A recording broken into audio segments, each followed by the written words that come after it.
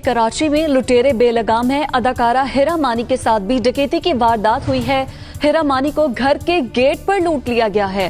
हिरा मानी बच्चों के साथ गाड़ी में घर पहुंची थी जहां ये वारदात हुई। सीसीटीवी फुटेज आप देख सकते हैं कि उनके घर के बाहर गेट पर ही उन्हें लूट लिया गया है। तो जराइम की वारदातें कराची में बढ़ती जा रही हैं और पुलिस इन वाकयात को कंट्रोल करने में नाकाम दिखाई देती है। ये मनाजिर आप देख सकते हैं, कराची के मनाजिर हैं जहां पे लुटेरे बेलगाम हैं। ये वारदात हुई है अदाकारा हिरा मानी के साथ।